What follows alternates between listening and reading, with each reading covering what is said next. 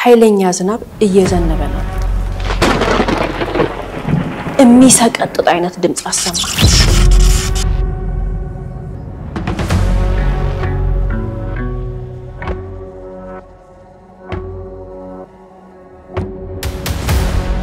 የረከሰ ነገር የበለጠ ዋጋ ያስከፍለናል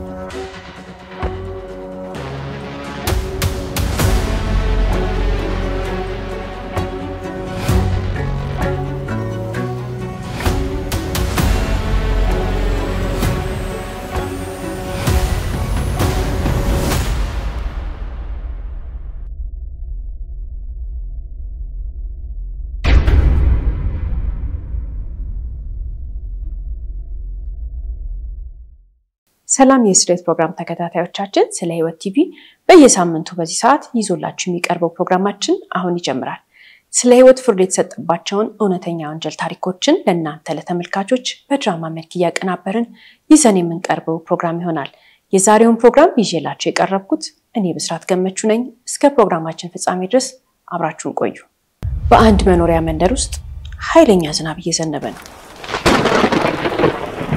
ኃይለኛ ዝናብ እየዘነበ ነው ስንል ግን በዚህ መኖሪያ ቤት ውስጥ ያሉ ቤተሰቦች ደግሞ አባትና እናት የየራሳቸውን ስራ እየሰሩ የተለያየ ክፍል ውስጥ ሆነው ወንድ ልጃቸው ደግሞ ቤት ውስጥ ደጅ ዝናብ እየዘነበ ስለሆነ ምን እያደረገ ነው ኳስ እየተጫወተ ነው ለብቻው ከአንድ ክፍል አንድ ቦታ ምናምን እያደረገ ኳሷን እያሽከረከራት መሬት ላይ ቤት ውስጥ ነው ወደ ውጭ አይወጣም ለምን ዝናብ እየዘነበ ስለሆነ እናትና አባቱን ሳይረብሻቸው ራሱን ችሎ እየተጫወተ ያለ ድንገት ግን የሚሰቀጥጥ አይነት ድምጽ አሰማ ድምጹ ግን እስከ ወዲያኛው ድንገት ደግሞ ጸጥ አለ አደጋ ነው አሉ እየተጫወተ ኳሷን ይዞ ምጣድ ስር ኳሷ ስትገባበት ኳሷን አወጣለሁ ብሎ ሲሄድ ኤሌክትሪክ ያዘው ተባለ ሁሉም ሰው የተገጠመው ነገር አደጋ ነው ማንንም ሰው ላይ ሊደርስ የሚችል ነገር ነው ብሎ ቢያዝንም ግን የደረሰውን አደጋ ለማስረዳት ሲሞክሩ አንድ ሰው ግን እዚህ ጋር ትልቅ ስተት ሰርቷል የግለሰብ የዚህ ቤተሰብ አባት ነው ስንል እጅግ በጣም መልካም ባል ነው ግለሰቡ ዋጋ ከፍሎ የሰራው ይሄ አዲስ ቤት ኤሌክትሪክ ዝርጋታውን የሰራው ራሱ ነው ስንል የሰራው ስራ ግን ወንድ ልጁን ዋጋ እንደሚያስከፍለው ወይንም ደግሞ ህይወቱን እንደሚያሳጣው በፍጹም አልጠረጠረም ግለሰቡ ዳዊት የሚባለው ሰው ዛሬ ምን ይላል አይ አደጋ ደርሶ ነው እኔ ያደረኩት ነገር የለም ብሎ ለመሸፋፈን ጮክ ብሎ እየተናገረ ነው ግን የኤሌክትሪክ ዝርጋታ ስተቱ ህፃኑን ልጅ ህይወቱን እንዲያልፍ አድርጓል ሲባል ግን ማንንም ትንፍሽ አላለም ሚስጥር ተደረገ በዚህ ቤተሰብ ቤት ውስጥ አዲሱ ቤት ውስጥ የተዘረጋው የኤሌክትሪክ ዝርጋታ ችግር አመጣ ሲባል ፖሊስ ተጠራ ጎረቤቶች ተሰበሰቡ ሰዎች በጣም አዘኑ የሞተው ህፃን ልጅ ነው ስንል ግን የሚያሳዝነው ነገር ሁሉም ሰው የታዘበው አንድ ነገር አለ ኤሌክትሪክ ዝርጋታው ሲዘረጋ ትክክል አይደለም ስንል ወጣ ገባ የተቆጣጠረ የሆነ ቦታ ያበጠ ምናምን አለ ኤሌክትሪኩ ገመዱ እንደምናቀው ዝርግት ተደርጎ የተሸፈነ አይደለም የተሸፈነው በግድግዳው ቀለም ተመሳሳይ ቀለም ተቀብቶ ነው አባት ያንን አደረገ ስንል የደረሰውን አደጋ ግን በዛ ቀለም መሸፈን አልቻለም ይሄ ህፃን ልጅ ኳስ እየተጫወተ ኳሷን ለማውጣት ብሎ ምጣድ ስር ሲገባ የያዘው ኤሌክትሪክ ገመድ ህይወቱን አሳጣው ስንል ያንን ተከትሎ ግን ወንጀሉ ምንድነው ከዛ በተጨማሪስ በዚህ ቤተሰብ ውስጥ ይችን ቀን አደጋ ተከትሎ የተፈጠረው ከፍተኛ ቀውስ በዛሬ ስለ ፕሮግራማችን ይዘንላችሁ ቀርበናል እስከ ፕሮግራማችን ፍጻሜ ድረስ አብራችሁን ቆዩ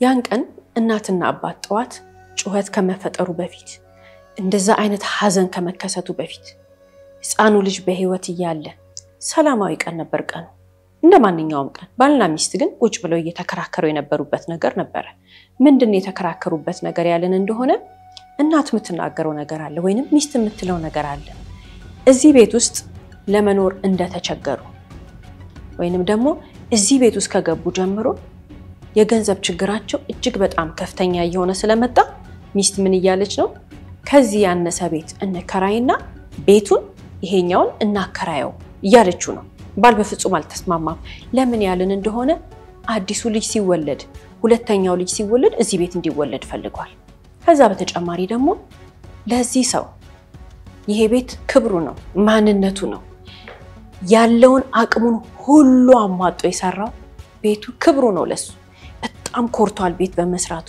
በጣም ተደስቷል ማንነትህ ምንድነው ቢባል ይሄ ሰው ቤቱን እስከሚል ድረስ ከማንነቱ ጋር ሰፍቶታል ቤቱን በጣም ደስተኛ ነው በዚህ ሰዓት እንግዲህ ሚስት መጣ ከዚህ ቤት እንውጣና ሌላ አነስ ያለ ቤት እንከራይ ስትለው ተናደደ በፍጹም ሐሳቧን አይቀበለው እሷ ደግሞ ይሄን የምትልበት ምክንያት በለተለት ህይወታቸው ገንዘብ የተቸገሩ መተዋል ስለዚህ ቤታችንና ከራዩና ሌላ ቤት እንግባ እያለችው በዛይ ሰዓት ላይ ክርክር ሲፈጠር ትልቅ ያነሳቸው ሐሳብ ነበር አንዱ ምንድነው ለቤቱ ሲሰራ ለፊኒሺንግ በተለይ ደግሞ ገመድ ኤሌክትሪክ ገመድ መዘርጊያ ተብሎ እና ለባኞ ቤት ዕቃ ተብሎ ከወንድሟ የተበደረችው ብር ስላለ ወንድሟ ብሩን እያለ ሰላም እየነሳት የወንድሟን ስልክ ስታይ እስከምትፈራ ድረስ በጣም ተጨንቃለች የወንድሟን ብድር እንዲከፍሉ ወተወተችው ባላልሰማት እንከፍላለን አላት ሌላ ሁለተኛ ያነሳቸው ሐሳብ አለ እዚህ ጋር መብራቱ ተንቀጠቀጠ ስንል ቲቪው አምፖሉ መንቀጥቀጥ ጀመረ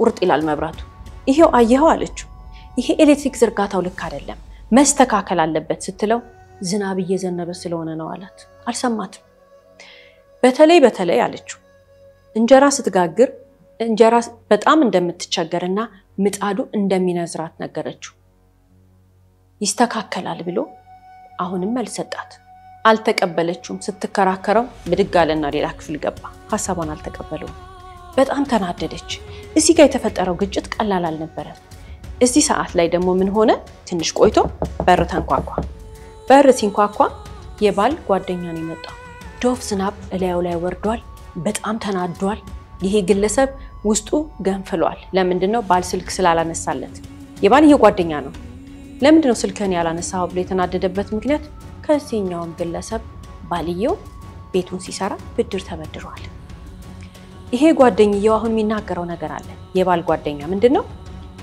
ብር አበድሮታል እኔ ራሴ የተበደርኩት አለው ከሚሰራበት መስሪያ ቤት ሰዎች ስለሆነ እንዴት ብዬ ስራ ልስራ አለ በጣም ተጨነቀ ስለዚህ ገንዘቡን ካልመለስክልኝ ከዚህ ቤት አልወጣም ብሎ ተጣሉ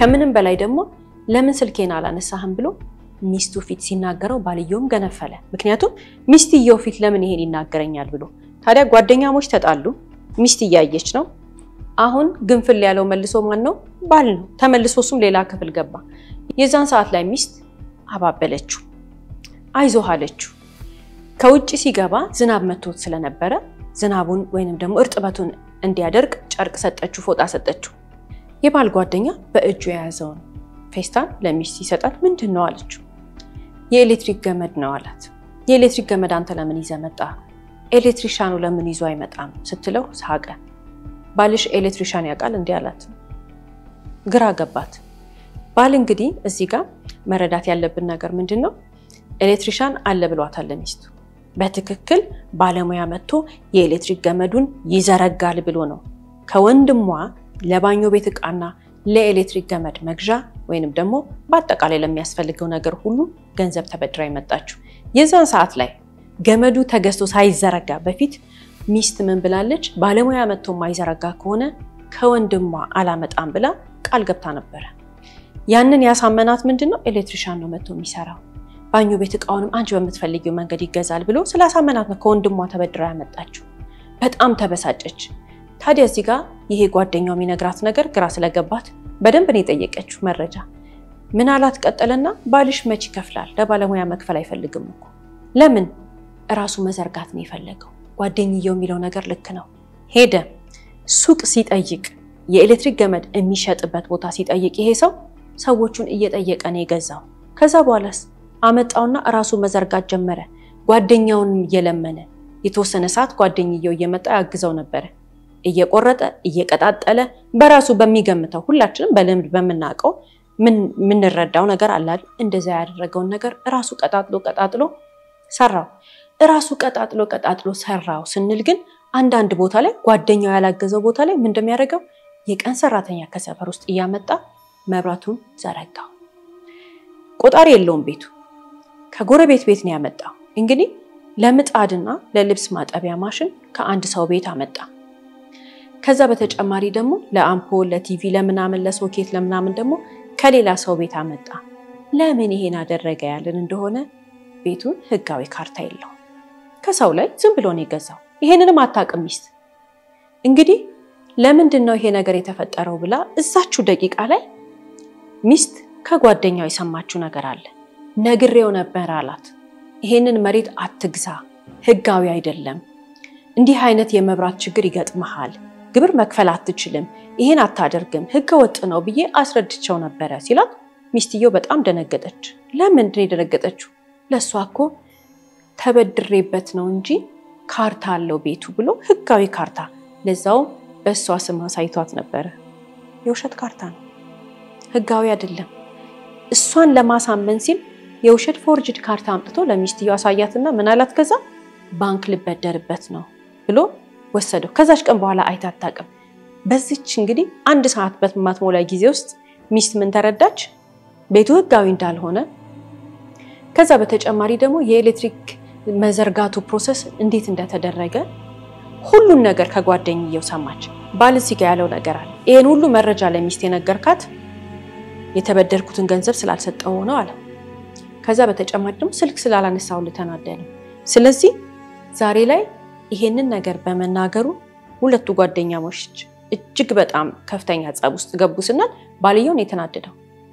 ባልየውን ሊደበደበው ይፈልጋው ወደ ቤቱ ሄደ ግን በመናገሩ ተጸጽቷል ለምን በዚህ መጠን ባልና ሚስቱ መካከል ክፍተት ይፈጥራል ብሎ አላሰበም ግን ይሄ ጓደኛው ስለ ቤቱ የካርታ ሁኔታ አያቅም ወይንም ደግሞ ሚስቱ ህጋዊ ነው ብሎ እንደነገራት አያቅም የውሸት ካርታ እስከማሰራት ድረስ ሚስቱን ለማሳመን ሊያው ባንቺ ስም ነው የገዛሁት ብሎ ካርታ ሰርቶ አምጥቶ የውሸት እስከማሳየት ድረስ እንደደረሰ ጓደኛው አያቅም ህጋዊ ያልሆነ ምንም አይነት የህግ መሰረት የሌለው ቤት እንደሆነ እያወቀች የገባችበት ነው መሰለው እሱ ወደ ቤቱ ሄደ ቤት ውስጥ ግን እሳት ተለኩሷል በዚህ ሰዓት ደግሞ ማመጣ ልጃቸው መጣ ልጁ እስካሁን ድረስ ዝናብ ሲዘንብ እናትና አባቱ ሲከራከሩ የተለያየ ነገር ሲሆን እቤት አልነበረም ይወጣል ይገባል በርግጥ ተመልሶ መጣና እናቱን ምሳ አላት እናትየው ምሳ ሰጠችው ልጁ ምሳውን በላ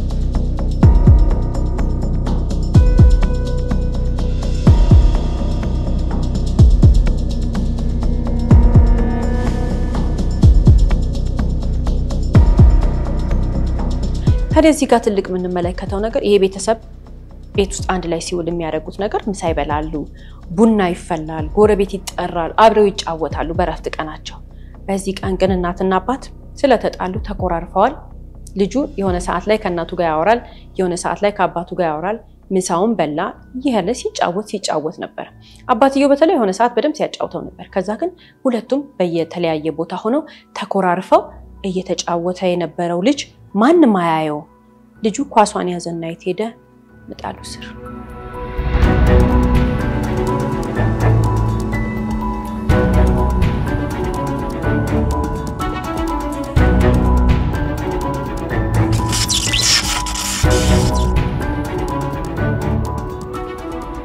ምጣዱ ስር ሲሄድ እንግዲህ አላወቀም ህፃን ልጅ ነው ገባ ኳሷ ገባችበት ኳሷን ሊያወጣ ሲሄድ ህይወቱ አለፈ ሲባል በጣም በሚያሳዝን ሁኔታ የሰሙት ድምጽ ሁለቱንም አስደነገጣቸው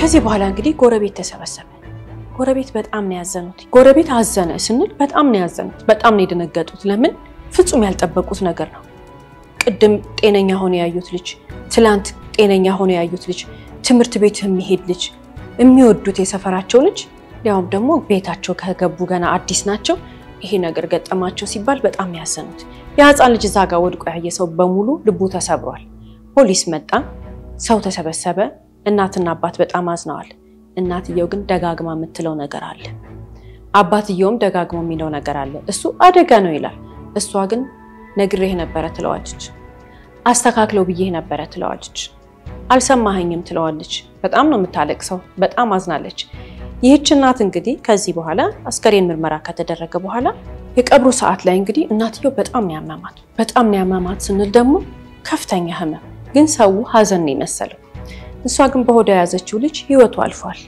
ማንንም አላወቀላትም በጣም ታመመች ታዲያ የዛን ቀን ማታ ከቀብር በኋላ እቤት ከገቡ በኋላ አባትየው ሁኔታዋን አይቶ ደነገጠ እናት ደክሟታል ኖርማል የሀዘን ድካም እንዳልሆነ ገብቶታል ልክ ሊያነሳት ሲሞክር ነው እንግዲህ ራሷን ስታይወደቀችው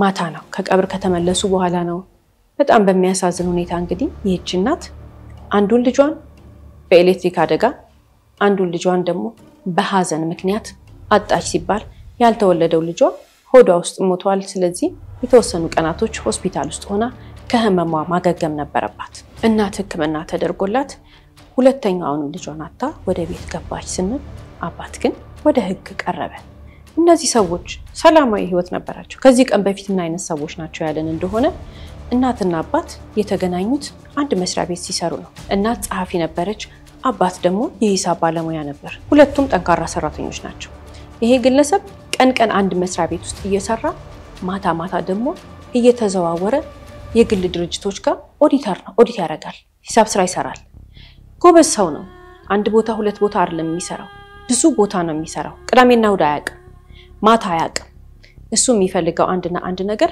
በደንብ አድርጎ ገንዘብ ሰርቶ ቤተሰቡን ማስተዳደር ነው የራሱን ቤት መስራት የራሱን ቤት መግዛት ነበር ህልሙ ለዚህ ነው እንግዲህ ለአመታት የተጋው እንደማንኛችንም የማህበረሰባችን ነዋሪ የኖረ ሰው ነው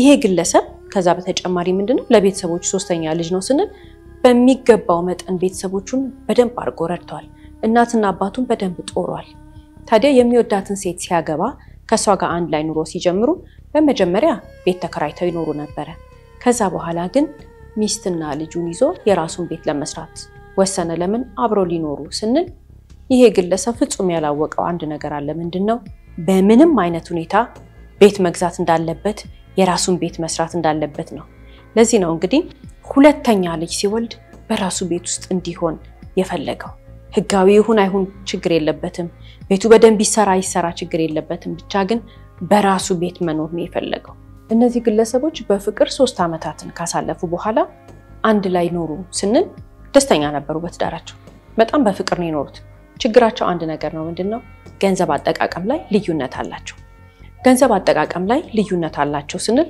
ባል የሚለው ነገር አለ ሚስት የምትለው ነገር አለ ባል የሚናገረው ነገር ለወደፊት ህይወታችን ብሎ ገንዘብ ይቆጠባል ከኑሮ ከእያንዳንዱ ነገር ላይ እሱ መቆጠብ እንዳለበት ያውቃል ሚስት የምትለው ነገር አለ ምንድነው ለነገ ህይወታችን ትላለ ለነገ ሁሉ ነገር ይስተካከላል ትላለ ታዲያ ዛሬ እንዴት አንኖርም ትለዋለች ሌላስ ሚስት የምትለው ነገር ምንድነው ለራሷ ለልጆቿ ለባሏ ለቤቷ ለሁሉም ነገር በትክክል እንዳለበሱ በትክክል እንዳልበሉ በትክክል እየኖሩ እንዳልሆነ ዛሬ ትናገራለች ለምን ባል ገንዘብ ሴቭ ማድረግ ስለፈለገ መቆጠብ ማስቀመጥ ስለፈለገ ቤቱን ለመስራት ማለት ነው እሷ ሌላ የምትለው ነገር ምንድነው ኖርማል ነገር መፈለጌ ጥፋተኛ ታረጋኛለህ ትለዋለች ኖርማል ነገር መፈለጌ ማለት ምን ማለትሽ ነው ሲላት ለምሳሌ የልጅ ዩኒፎርም አዲስ ዩኒፎርም ለልጁ ይገዛ ስትለው አይ ገንዘብ እያባከንሽ ነው ይላታል ወይ የሆነ ነገር ለልጅ እናድርግ ስትለው አይ ገንዘብ እያባከንሽ ነው ታዲያ ምን እናርግ አሮጌውን ዩኒፎርም አስተካኪው የተቀደደ ነገር ካለ እንዲሰፋ አርጊው ያለ ባልየው እስከዚህ ድረስ ዲቴል ገብቶ ገንዘብ እንድትቆጥብ ይነግራታል። እሷ ሌላ በጣም በትልቁ የምትቃወመው ነገር አለ። ምንድነው? ሁሉ ጊዜ ለወደፊቱ ያልክ ቃል ትገባለህ ትለዋለች። ለወደፊቱ ያልክ ቃል ትገባለህ የምትለው ግን ለምንድነው? ለነገ ህይወታችን ነው የሚላት። ለነገ ህይወታችን እንደዚህ እናረጋለን፣ ለነገ ህይወታችን እንደዚህ እናረጋለን ይላታል። እሺ ዛሬስ? ለዛሬ እንዴት ብለን እንኖር ነው የምትለው። ምክንያቱም ለዛሬ በጣም ተቸግረዋል። ሚስት ፍጹም እሱ የሚታየው ለነገ ህይወታችን ገንዘብ እናጠራቅም የሚላት ነገር አልታያትም። ለምን? የዛሬ ኑሮ ከብዷታል። ይሄ በሷ በኩል ነው። ባልየውስ ያለን እንደሆነ በሱ በኩል ደግሞ የመሬትና የቤት ዋጋ ይጨምራል። ነገ ባለ ሀብት እንሆናለን። ነገ ይሄ መሬትና ቤት ሲሸጥ ትልቅ ገንዘብ እናገኛለን። ስለዚህ እንደምንም አድርገን ቆጥበን እንዲህ አይነት ንብረት እናፍራ የሚል አይነት ባል ነው። ሌላስ? ኃላፊነት ያለበት ሰው ይላታል። ቤተሰብ ያለው ሰው፣ ልጅ ያለው ሰው ገንዘብ ካልቆጠበ ቤተሰቡን ይበትናል ይላታል። ቤተሰብ ይባክናል ይላታል።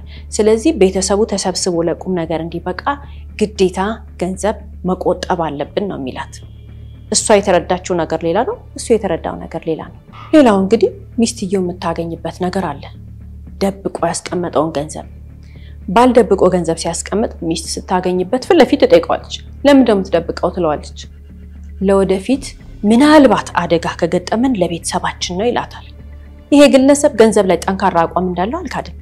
ገንዘብ ላይ ጠንካራ አቋም አለው ሲባል ግን ምንድነው የሚያደርገው? አዎ ገንዘብ ላይ ጠንካራ ነኝ ይላታል። ግን የቤተሰባችን የጋራ ጥቅም ስል ነው እንዲህ አይነት አቋም ያለኝ ነው የሚላት።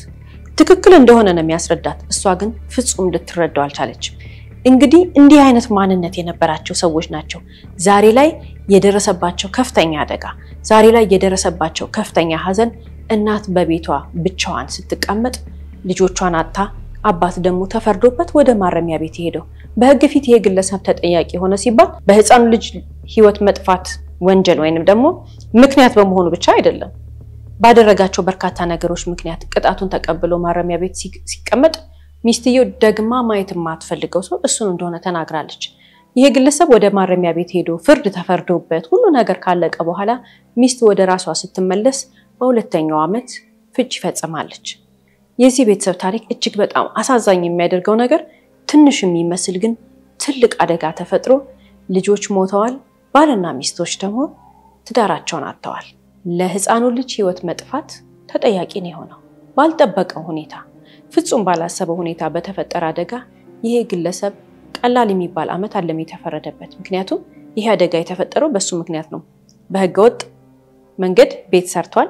በህገወጥ አይነት ሁኔታ ማለትም ምንም አይነት ባለሙያ በሌለበት ፍጹም ወንጀል በሆነ በማይጠበቅ አይነት መንገድ የዘረጋው የኤሌክትሪክ ገመድ ለህፃኑ ልጅ መሞት ወይንም ደግሞ ለነፍስ መጥፋት ምክንያት ስለሆነ ግለሰቡ ተጠያቂ ሆኗል። እናት ባላሰበችው ሁኔታ፣ ይህች ሚስት ባልጠበቀችው ሁኔታ ሆዷ ውስጥ የነበረውን ልጅ ከዛ በተጨማሪ ደግሞ ህፃኑ ልጅ ምጣድ ስር ገብቶ የሞተው እንዲሁም ባሏን በዛ ፍጥነት አጣች ማለት ነው።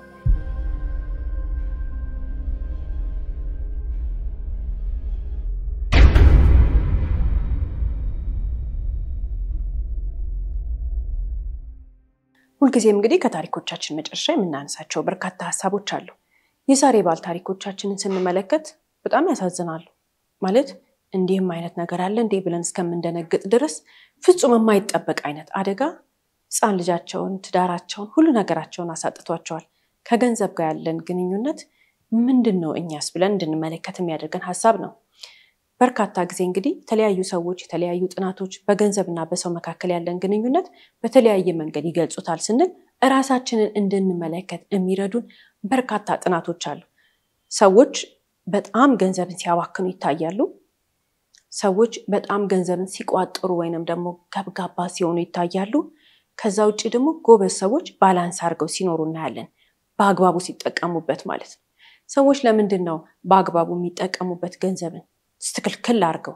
ቋጣሪም ሳይሆኑ ወይንም ገብጋባም ሳይሆኑ አባካኝም ሳይሆኑ ዕውቀቱ ስላላቸው ስለተረዱት ነው። አናኗር ምን እንደሆነ ስለገባቸው ነው። ግን ከኋላ ያደግንበት አስተዳደግ የተለያየ ነገር ለዛሬ ለገንዘብ ያለን አመለካከት ትልቅ አስተዋጽኦ አለው። በርካታ ሰዎች ምን ይላሉ? ሰዎች ሶስት አይነት ናቸው። ገብጋባ ሰዎች አሉ ገንዘብ ላይ፣ አባካኝ ሰዎች አሉ ገንዘብ ላይ፣ ከዛ በተጨማሪ ደግሞ በአግባቡ የሚጠቀሙ ጎበዝ ሰዎች አሉ ገንዘብ ላይ ሲባል ሁላችንም የምንፈልገው በአግባቡ የምንጠቀም ከሆነ ነው አይደል? አንዳንዴ ግን ገብጋባ ሆነን ካገኘነውስ ገንዘብ አወጣጣችን ላይ ልክ ያልሆነ በቃ ግብግብ ስንል ካገኘነው ፈሪ ነን። ምንድነው የምንፈራው? መታመም፣ መቸገር፣ ማጣት፣ ፍርሃት የሚባል ነገር ውስጣችን አለ ከጭንቅላታችን መውጣት ያለበት። በተለያየ ምክንያት ነው የሚመጣው ግን ልክ አይደለም። በቃ አይምሮአችን ሰግቷል። የምናገኘው ገንዘብ በእጃችን ያለ ገንዘብ በአግባቡ ልንጠቀምበት ነው። ግን ይሄንን ለሰው ላናወራው እንችላለን። አጠገባችን ያለ ሰው ላያቂ ይችላል። ለራሳችን ግን እናውቃለን። ያገኘነውን ገንዘብ ግብግብ ስንል ካገኘን ማውጣት ስንፈራ ለምግብ፣ ለመልበሻ በቃ ቤዚክ ኒዳችንን ለማሙላት ስንቆጠቆጥ ራሳችንን ካየነው አው ልክ አይደለም አስተሳሰባችን። ገንዘብ ሴቭ ማድረግ፣ ገንዘብን በአግባቡ መጠቀም የውቀት ያለው ሰው ስራ ነው። አንዳንድ ሰዎች ግን ያስፈራል። ግብግብ ሲሉ በቃ ገንዘቡን አንድ ነገር ሳይነኩት ህይወታቸው ያለፉ በርካታ ሰዎች አሉ። አናቅም እንዴ? አሁን ወደ አይምሮአችንም ይመጣልን ሰው የለም? እንደው አንድ ቀን በሰነ ስርዓት ሳይበላ የምንለው ሰው ትዝ አይለንም?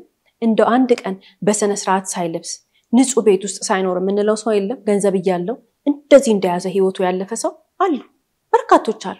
መልከት ብንል አጠገባችን ትዝ የሚሉን ብዙ ሰዎች አሉ በህይወት የሌሉ። ከነሱ ህይወት ግን መማር አለብን። ምንድነው? ሰው ራሱን በጣም ገንዘቡን እንደዚህ አድርጎ ቋጥሮ ሳይበላበት፣ ሳይለብስበት፣ ሳያጌጥበት፣ ሳይማርበት፣ ሳይሰራበት ህይወቱ እስከሚያልፍ ድረስ ከኖረ ታሟል። ያ ሰው ራሱ ኦነስት ሆኖ እኔ ራሴን ነው በቃ ማቀው፣ እኔ ነኝ ውስጤን ማቀው፣ ራሳችንን የምናቀው ራሳችንን፣ ስሜታችንን የምናቀው ራሳችንን። እንደዚህ ይዘነው ገንዘብን እያየነው ሳንበላው ሳንጠጣው ቀናት አይደለም ሳምንታት አይደለም አመታት እያለፉ ከሄዱ በእውነት ታመናል። ስለዚህ ወደ ባለሙያ መሄድ መቻል አለብን። ይሄ እንግዲህ በጣም ገንዘብን ለሚቋጥሩ ወይንም ደግሞ ግብግብ ብለው ይዞ ሳይበሉ ሳይጠጡ ለሚኖሩ ሰዎች ነው ብለናል አይደል? ሌላው ደግሞ ምን አይነት እንሆናለን? አንዳንዴ ያገኘነውን ገንዘብ ደግሞ ዝም ብለን የምናባክን እንሆናለን። ይሄም ችግር ነው። ከመንጋ ችግር ነው። ይሄ ደግሞ የብቸኝነት ስሜት አለው ይባላል። ብቸኝነት የሚሰማው ሰው፣ በራስ መተማመኑ ላይ ችግር ያለበት ሰው ምን ያደርጋል? ገንዘብን እያወጣ ሰዎችን አጀብ በቃ ክራውድ መሰብሰብ፣ ሰው መሰብሰብ፣ እዚህም ሄዶ ገንዘብ ማጥፋት፣ እዚህም ሄዶ ገንዘብ ማጥፋት፣ እዚህም ሄዶ ዕቃ መግዛት፣ እዛም ሄዶ እየከፈሉ ማአት ሰዎችን ሰብስቦ መጋበዝ፣ ማብላት፣ ማጠጣት። ይሄም ከራስ ከአይምሮ ከስነ ልቦና ችግር ጋር የተያያዘ ነገር አለው። አቴንሽን ፍለጋ፣ ሰው ፍለጋ፣ የብቸኝነት ስሜት እንዳይሰማን፣ ቤታችንን መቀመጥ መፍራት፣ የተለያየ ነገር ሰዎችን ለዚህ ነገር ስለሚዳርግ ይሄም ባለሙያ ጋር ተኪዶ የሚታከም ነገር ነው። የትኛው ጋር ነኝ እኔ ብለን ማየት መቻል አለብን። ገንዘብን በአግባቡ የምጠቀም ሰው ነኝ? ገንዘብን የማባክን ሰው ነኝ? ወይስ ገንዘብን ቁጥር አድርጌ የሚይዝ ሰው ነኝ? ሁለቱ አያስፈልጉንም። ሁላችንም መሆን ያለብን የትኛው ነው? በእውቀት ገንዘባችንን በአግባቡ የምናስተካክልና የምናስተዳድር ሰው መሆን ስንችል ህይወታችን ደስተኛ ይሆናል። አለበለዚያ ግን ሁላችንም ዋጋ ያስከፍለናል። በተለይ ገብጋባ ሰው ከሆንን፣ በተለይ ገንዘብ ማውጣት የማንፈልግ ሰው ከሆንን የትዳር አጋራችንንም ልጆቻችንንም እንጎዳለን። ገንዘብ ሴቭ ማድረግ መልካም ነው፣ ግን ግብግብ ብሎ ሰው ማሰቃየት፣ ፍጡር ማሰቃየት መልካም አይደለም። አንዳንድ ሰዎች ምን ይላሉ? ገንዘብን በአግባቡ ተጠቅመው ዛሬን ሳይበድሉ ለነገም አስበው የመኖርን ብልሃት ሲኖራቸው ከጎናቸው ያሉ ሰዎች አንዳንዴ ራሳቸውን ውስጣቸው ምን ይላቸዋል? ለነገ አላሰብኩም ማለት ነው ይላሉ። ዛሬን አስቦ መኖር፣ ለዛሬ ያለንን ነገር አስተካክለን መኖር ወይንም ደግሞ ለዛሬ የምንፈልገውን ነገር አድርገን ገዝተን አሟልተን መኖር ማለት ነገን ማባከን አይደለም። ለነገ ግዴለሽ ሆነን ማለት አይደለም። ለዛሬ ህይወታችንን እናከብረዋለን ማለት ነው። ለዛሬ የሚያስፈልገንን ነገር እናረጋለን። ለምን? ለነገ ሰርተን እንደምናገኝ እርግጠኛ ነን። ደግሞ ፈጣሪያችንም አለ። ለነገ ብለን ዛሬን በድለን የምንኖር ከሆነ ነገን ጠቀም ነው ማለት አይደለም። ይሄ በጣም አስተሳሰባችንን ማስተካከል መቻል አለብን። መቻቸት፣ ባላንስ ማድረግ ግዴታ ነው ሲባል በርካታ ሰዎች ለነገ ህይወቴ ይሉና ዛሬን ተመችቷቸው ከኖሩ፣ ዛሬን አስበው ከኖሩ ህይወታቸውን እንዳከበሩት ሳይሆን የሚቆጥሩት ራሳቸውን እንዳባካኝ ነው። ለነገ ዓላማ እንደሌላቸው፣ ለነገ እንዳላሰቡ ተደርገው ይታሰባሉ። ታዲያ እዚህ ጋር ልብ ማለት ያለብን አንድ ነገር አለ። ሁላችንን በህይወታችን የሚገጥመን እያንዳንዳችን ሰው እስከሆነን ድረስ ይገጥመናል። ለህይወታችን የሚያስፈልገንን ነገር ስናሟላ ይመጡና ሰዎች እኛ ራሳችንን አክብረን ነው አይደል እነሱ ግን ይመጡና ለራሳቸው የሚሰጡትን ክብር እኛም በህይወታችን እንድንሰጥ ያደርጉናል። ምን ይሉናል? እንዴ ቤት ውስጥ ይሄን ያክል ዕቃ ይገዛል እንዴ? ለዚህ ዕቃ ይሄን ያህል ብር ይወጣል እንዴ? ለልጅ እንደዚህ አይነት ነገር ይገዛል እንዴ? ለልጅ ልደት እንዲደረጋል፣ ለበዓል እንዲደረጋል እንዴ? ምን ነካሽ አንቺ? ምን ነካህ አንተ? ይሉናል ሳንጠራቸው ሳንጠይቃቸው ቤታችን መጥተው እኛ በመናወጣው ገንዘብ ላይ እንዴት ለልጅ እንደዚህ ይደረጋል? እንዴት ለሚስት እንደዚህ ይደረጋል? እንዴት ለባል እንደዚህ ይደረጋል? እንዴ ለሰራተኛ እንደዚህ ይደረጋል እንዴ? በጣም ብዙ አስተያየት በገንዘባችን ላይ የሚሰጥ ሰው አለ። ሲጀመር ገንዘባችን የራሳችን ነው፣ የምናስተዳድረው እኛ ነን። እንዴት እንደምናስተዳድረው ዕውቀት እንዲኖረን የሚያደርገን ባለሙያ ነው እንጂ ጎረቤት አይደለም፣ ጓደኛ አይደለም፣ ዘመድ አይደለም። ገንዘብ አያያዝን የሚያስተምር ባለሙያ አለ። የተማረ ልምድ ያለው ሰርቲፊኬት ያለው ስልጠና እንዲሰጥ ዕውቅና የተሰጠው ተቋም አለ። ገንዘባችንን የምናስተዳድረው ዕውቀት ባለው ሰው ምክር ነው እንጂ አንተ ተው ገንዘብ አታባክን በሚል ጓደኛ አይደለም። ችጋራም ነው እሱ። ህይወታችን አስተካክለን ስንኖር እኛ ገንዘባችን አወጣጣችን ራሳችን እናውቃለን። በጣም መጠየፍ ያለብን በጣም ማስተካከል ያለብን ምንድነው? ቤታችን መተው ምንም የገዛነውን ነገር ለዚህ ይሄን ያህል ብር ታወጣለህ። በተለይ እንዲህ የሚባሉት አባቶች፣ ወንዶች፣ ባሎች ናቸው። ይሄንን ገንዘብ እንዲህ ብለህ ታወጣለህ እንዴ? ለዚህ ነገር እንዲህ ትከፍላለህ እንዴ? አንተ ሞኝ ነህ እንዴ ይባላል። እናቶችም ይባላሉ። ሴት ልጅም የራሷን ገንዘብ ወይንም የትዳሯን የቤተሰቧን ገንዘብ እንደዛ ትባላለች። እኛ የምናወጣውን ገንዘብ ለቤታችን ራሳችን እንደ ኑሯችን እንደ ገቢያችን ለራሳችን እንደምንሰጠው ቦታ ቫልዩ እንደምናደርገው የዕቃ አይነት የኑሮ አይነት መብታችን ነው። አንዳንድ ሰው በጣም ምንጣፍ ይወዳል፣ አንዳንድ ሰው በጣም መጋረጃ ይወዳል፣ አንዳንድ ሰው ሶፋ ይወዳል፣ አንዳንድ ሰው በዓል ይወዳል፣ አንዳንድ ሰው ልደት ይወዳል፣ አንዳንድ ሰው የተለያየ ነገር ይወዳል። እኛ ቫልዩ የምናደርገው ነገር ለራሳችን የሚያስደስተንን ራሳችንን የምናውቀው። አንዳንድ ሰው መኪና ይወዳል ካለው ይገዛል፣ አንዳንድ ሰው ቤት ይወዳል ካለው ይገዛል። እኛ ለራሳችን የምንፈልገውን ነገር ራሳችን ነው የምናደርገው። አንዳንድ ሰው ደግሞ ምን ያደርጋል? ምንም ነገር መግዛት አይወድም፣ ግን ትምህርት ቤት መክፈል ይወዳል። ለልጆቹ ውድ ትምህርት ቤት መክፈል ይወዳል፣ ወይ ለራሱ ይማራል። እያንዳንዳችን የተለያየ ነገር አለን። ሌሎች ደግሞ ገንዘብ ቆጥበው ቤተሰቦቻቸውን ይረዳሉ። ሁላችንም ላይፍ ስታይላችን የተለያየ ነው። ስለዚህ እንደ መልካችን እንደ አስተሳሰባችን እንደተወለድንበት ቦታ እንደምንለያይ ሁሉ ገንዘብ አወጣጣችንም የተለያየ ነው፣ መብታችን ነው። ሰው መጥቶ ግን በሰው ቤት አንተ ለምን እንዲህ ታረጋለህ? አንተ ለምን እንዲህ ታወጣለህ? ይሄ የተሳሳተ አስተሳሰብ ነው። ለራሱ የተንገበገበ ሰው እኛ ቤት ይመጣና አንዳንዴ ምግባችንን ሁላ ማየት ይፈልጋል። ኪችናችን ገብተው አቤት እዚህ ቤት አስቤዛ እንዴት ነው የሚባክነው ይላል። ገንዘባችን አናኗራችን የራሳችን ነገር ለራሳችን ነው። ሰዎች ከሳሎን ባያልፉ ሳሎን ተጫውተው በልተው ጠጥተው ወደ ቤታቸው ቢሄዱ የሚባለው ለዚህ ነው። ሰውን የምናስገባ ከሆነ አንዳንዴ ለልጆቻችን ለፍተን ጥረን ግረን ያገኘነውን ሁሉ ልጆቻችንን ደስታቸውን ሰለብሬት እንዳናደርግ የሚያደርጉን ሰዎች መተው አያውቁ። ለምን የልጅ ልደት ታከብራላችሁ? ለምን የልጅ ምርቃት ታከብራላችሁ? ለምን ለልጅ ሰርግ ይሄን ያህል ገንዘብ ታወጣላችሁ? በልጆቻችን በለፋንላቸው ለልጆቻችን ያለንን አክብሮት ባሳየናቸው በኖረንና እንደው ያገሩን በሙሉ ነገር ገዝተን ባረግንላቸው ብለን የምንመኛቸው የምንወዳቸው ልጆቻችንን ግን እነሱ የምናደርግላቸውን የምናመጣላቸውን ደስታ ሁሉ ከርስ የሚያረጉብንን ሰዎች መስማት ነው የሌለብን። ምክንያቱም እነሱ ለራሳቸው ህይወት የሰጡትን ክብር ወደኛ ሊያመጡብን ነው። እኛ ደግሞ ክብራችን ህይወታችን ቫልዩ የምናደርገው ነገር የራሳችን ስለሆነ መስማት የለብንም። ይሄ እንግዲህ አታውጡ አትኑሩ ለሚለን ነው አይደል? ሌላ ደግሞ አይነት አለ። ሴቶች ስንሆን ደግሞ በተለይ በጣም የሚታይብን ነገር ወንዶችም ላይ የሚታይ ነገር አለ። ፉክክር አለ። የገንዘብ ፉክክር የሰው ልጅ ወንጀል ውስጥ ይከታል። የገንዘብ ፉክክር፣ የህይወት ፉክክር፣ የኑሮ ፉክክር፣ የሰው ማየት የሚባለው ነገር ወንጀል ሊያሰራን ይችላል፣ ሌባ ሊያረገን ይችላል፣ አዳላይ ሊያረገን ይችላል። በጣም ኮንሽስ መሆን አለብን እዚህ ነገር ጋር። የዛሬ ባል ታሪካችን እኮ ቤት የሚባለው ነገር ለሱ የተሰጠው ቦታ በጣም ትልቅ ነው። ቤትና ነፍሱን አያይዞታል። ቤትንና ክብሩን አያይዞታል። ያለ ቤት ኖሯል ከዚህ በፊት እስከዚህ እድሜው። አሁንም መኖር ይችል ነበር። ምንም ይሄ እዚህ ነገር ውስጥ የሚከት የመጨረሻ የሚባል አደጋ ወይንም ደግሞ አጣዳፊ ነገር አልገጠመውም። ግን ቤትና ራሱን አያይዞታል።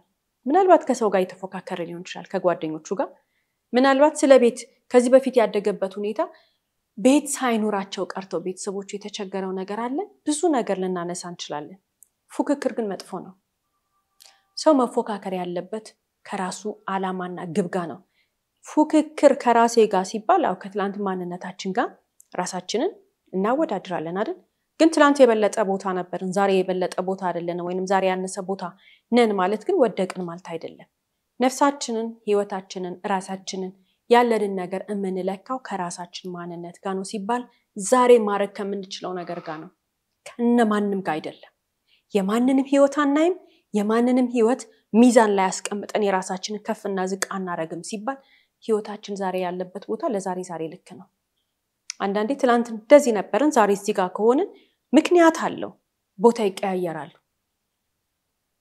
ከፍና ዝቅ ማለት ያለ ነው ሰው ግን ስንባል ምን እንሆናለን ራሳችንን የምናወዳድረው ከሰዎች ጋር ነው እከሌ እንደዚህ ገዝታለች በተለይ ሴቶች ነን እንዲምንለው እከሌ እንደዚህ አድርጋለች እከሌ በዚህ መንገድ ሄዳለች እከሌ እንደዚህ አግኝታለች ብለን ራሳችንን ከሰው ጋር የምናወዳድር ከሆነና አሁን ያለንበት አይነት ሁኔታ ዝቅ ያለ መስሎ የሚታየን ከሆነ ዋጋ እንከፍላለን በህይወታችን ራሳችንን ከሰው ጋር ማወዳደር የሚጎዳን መጥፎ ስሜት እንዲሰማን ብቻ አይደለም አንዳንዴ ወንጀል ውስጥ ይከተናል የማያስፈልግ ነገር ውስጥ ያስገባናል በህይወታችን ማድረግ የሌለብንን ነገር ላይ እንዲያስደርገን የሚችል እንድንፈጽም የሚያደርገን ነገር ፉክክር ነው ከሰው ጋር መሄድ የሌለብንን መንገድ ልንሄድ እንችላለን ማድረግ የሌለብንን ነገር ልናደርግ እንችላለን ሲባል ወንጀል ብቻ አይደለም ለማኝ ያረጋናል ፉክክር ከሰው ጋር ምንፎካከር ከሆነ ይሰው ጋር ሄደን እንለምናለን ከሰው ጋር ምንወዳደርና ምንፎካከር ከሆነ ከራሳችን አላማና ከራሳችን ግብ ጋር ካልሆነ ፉክክራችንና ውድድራችን ከሰው ጋር ከሆነ ምን ያረጋናል ህግን ጥሳለን ፈጣሪን በድፍረት ብዙ ተግባር እንድናረግ ያረጋናል የሰው ማየት ማቆም መቻል አለብን የሰው እማያይ ሰው የራሱን ብቻ ጎል አስቀምጦ ወደፊት የሚሄድ ሰው ማለት የፈጣሪ ጸጋና በረከቱ ከፍተኛ ነው የዛሬ ባል ታሪኮቻችን ላይ የተመለከትነው ሌላው ነገር ምንድነው ባልየው ገንዘብ ማውጣት አይወድም እሷ ደግሞ ለዛሬ መኖር ትወዳለች ይሄ ብዙ ሰዎች ጋር ያለ ነገር ነው በቃ ዛሬ መኖር ትወዳለች ሲባል ማባከን አይደለም የፈለገችው ግን በስርዓት መብላት በስርዓት መልበስ በስርዓት መተኛት ንጹህ ቤት ትፈልጋለች ግን እንደ ባልየው እንደዚህ ያለች አይደለችም እሷ ይሄ በርካታ ቤት አለ ስንል የምንመለከታቸው አንዳንድ ሰዎች ደግሞ ምንድነው የሚሆኑት እያላቸው መብላት ሁሉ እስከሚያቅታቸው ድረስ ሲንገበገቡ እንመለከታቸዋለን እነዛ ሰዎች ልንታዘባቸው ልናማቸው ወይንም ደግሞ ልንሰድባቸው ሳይሆን የሚገባው ልናዝንላቸውና የስነ ልቦና ምክር አገልግሎት ጋር እንዲሄዱና ራሳቸውን እንዲያድኑ ማድረግ ነው ያለብን ለምን ሰው ገንዘብ የሚንገበገበው ከፍርሃት የተነሳ ነው ብለናል አይደል ፍርሃቱ ከምን የመጣ ነው ያለን እንደሆነ እኛ ሁላችንም ሀብታም ሀገር አይደለም ያለን ስለዚህ አንዳንድ ነገሮቻችን ከስኬርሲቲ ሜንታሊቲ መተው እጥር ሁሉ ነገር ላይ ቁጥር ልናረግ እንችላለን የጋራ ችግራችን ነው ይሄ የሁላችንም ችግር ነው አንዳንድ ሰዎች ላይ ግን በጣም ግንን ከማለቱ የተነሳ የሚበላ ያለ ሁላ የሚንገበገቡ ሰዎች አሉ እንዲህ አይነቱ ሐሳብ የሚመጣው ግን ከኋላ ያሳለፍነው ጥልቅ የሆነ ድህነት ውስጥ ስለመጣን ነው ይሄንን ማመን መቻል አለብን ዛሬ ላይ የሚበላ ኖሮ ዛሬ ላይ ገንዘብ ተገኝቶ ዛሬ ላይ ነገሮች ህይወት ተቀይሩ ወይ ተምረን ወይ ሰርተን ነገር አስተካክለን ትልቅ ሰው ሆነን ግን ትላንትና አይመጣንበት መንገድ ቤት ውስጥ የሚበላ ካልነበረ ትላንት ያደግንበት ቤት ውስጥ የሚበላ ካልነበረ የሚጠጣ ካልነበረ በጣም ጥልቅ የነበረ ድህነት ካለ ያን አሸንፈን ወጥተን ዛሬ ግን ፈጣሪ የተመሰገነ ይሁን ያንን ታሪክ ቀይረን የተስተካከለ ቤት ውስጥ ካለን የትላንቱን ድህነት ዛሬ ልጆቻችንን እንዳንቀጣበት የትላንቱ ያሳለፍነው ድህነት አይምሯችን ውስጥ ተቀምጦ ዛሬ የትዳር አጋራችንን ገንዘብ ቁጥር አድርገን እንዳናሰቃይ መጠንቀቅ መቻል አለብን ይሄ ህክምና ያስፈልገዋል ብዙ ሰዎች እኮ ገንዘባቸውን ቁጥር ያረጋሉ ለምንድነው ትላንትናው ድህነት የሚመጣ ይመስላቸዋል የትላንትና ያሳለፉት ችግር የኡነት ዛሬ ያ ትራውማ ዛሬ የሚመጣ ይመስላቸዋል ወደው አይደለም ፈልገው አይደለም እንደዛ የሚሆኑት ልንረዳቸው ይገባል እንደዚህ አይነት የትዳር አጋር እንደዚህ አይነት ዘመድ እንደዚህ አይነት ጓደኛ እንደዚህ አይነት ጎረቤት ካለን ልንረዳው ነው የሚገባው ይሄ ሰው ወደው አይደለም እኛ ቋጣሪ ገብጋባ ምናምን እንለዋለን አይደል ያ ሰው ግን ታሞ ነው አይምሮ በችግር ምክንያት የደረሰበት ትራማ ነው እንደሚያደርገው ስለዚህ ባለሙያ ጋር መውሰድ መቻል አለብን ትላንትናን በጣም በችግር ያሳለፈ ሰው ዛሬ ገንዘብ ቢያገኝና ያንን ገንዘብ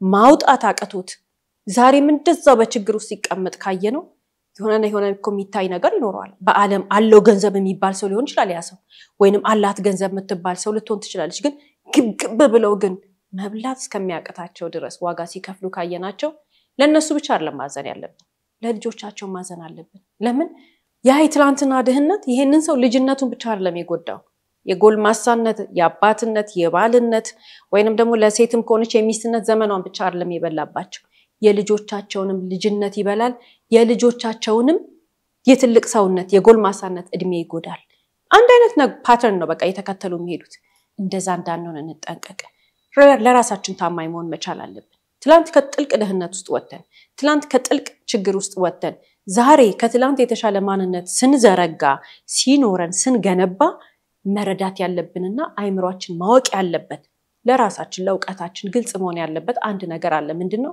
የትላንት የመጣንበት ድህነት ለዛሬ ህይወታችን ላይ አስተዋጽኦ አድርጎ ገብጋባ እንድንሆን ገንዘብ እንዳናወጣ ልጆቻችንን የትዳር አጋራችንን ሁሉ በገንዘብ መቋጠር እንድናሰቃይ ካደረገን ታማኝ ሆነን ለራሳችን ባለሙያ ጋር መሄድ አለብን ለምን ከትላንትናው ድህነት መዳን አለብን መውጣት አለብን ከድህነት መውጣት ማለት ምንድነው ብሎ ብዙ ሰዎች የተለያየ ሐሳብ ይሰጣሉ ከትላንት ዛሬ የተሻለ ከሆነን ወጥተናል ከትላንት ዛሬ ግን ያልተሻለን ከሆነን ነገ የተሻለ ቀን ነው ዛሬ የተሻለን ነው ብለን ማሰብ ያለብን ግዴታ የሚቆጠር ካሽ አይደለም ዛሬ የተሻለ ሰው የሚያረጋን አስተሳሰባችን ህይወታችን ተስፋችን ሁሉ መልካም ነው ስለዚህ በፈጣሪ ታምነን ነገ የተሻለ ቀን ይኖረናል ብለን ስንኖር በድህነት የመጣ አስተሳሰብ ዓለም ገንዘብ ወይንም ደግሞ ሰው በቃል አውጥቶ የፈጠረው የውድድር መንፈስ ህይወታችንን ይዞብን ከገንዘብ ጋር ያለን ግንኙነት ሰላማዊ ሳይሆን ቀርቶ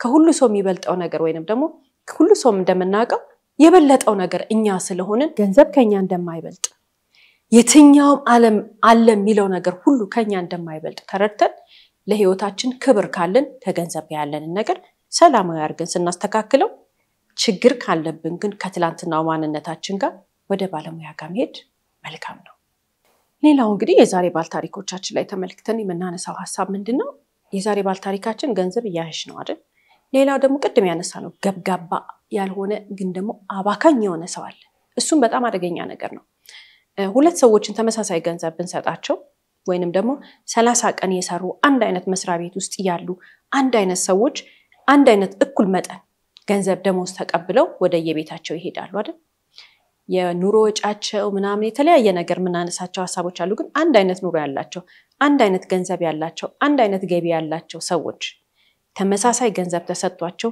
የተለያየ አይነት ህይወት ሲኖሩ እንመለከታለን ለምንድነው ገንዘብ የማስተዳደር ጥበብ አንደኛው አለው አንደኛው የለው አንዳንድ ሰው አባካይ ነው በጣም ያሳዝናል በቃ ገንዘብ አገኘ ብክንክንክን ነው የሚያረጋው አንዳንድ ሰው ደግሞ ጥበበኛ ነው ገንዘቡ ሲጠቀምበት አስቦ አስተውሎ እንዴት አድርጎ የት ቦታ ላይ ምን ማውጣት እንዳለበት አገናዝቦ ነው ይሄ ሁላችንም አንድ አይነት አእምሮ ነው የተሰጠን ሁላችንም ተመሳሳይ አእምሮ አለን የማስተዋል የማየት የማሰብ ጉዳይ ነው እንጂ የሌላ ነገር አይደለም አንደኛው ያጎበዙ ገንዘቡን በአግባቡ ሲጠቀምበት ሲያስተዳድረው የነበረ ሰው አስማተኛ ስለሆነ አይደለም ወይ የተለየ አእምሮ ስላለው አይደለም ታዲያ የገንዘብ አጠቃቀም ጥበብ የገንዘብ አጠቃቀም ብልጠት ገንዘብን በአግባቡ መጠቀም ሲባል መንገብገብ አይደለም ወይንም እንዲያርጎ መቋጠር አይደለም ገንዘብ አስተዳዳሪ ይወዳል ገንዘብ የሚወደውን ሰው የሚያከብረውን ሰው ያከብራል ስንል አው ገንዘብ በደንብ አርጎ ያያዘውን በደንብ የተጠቀመበትን ሰው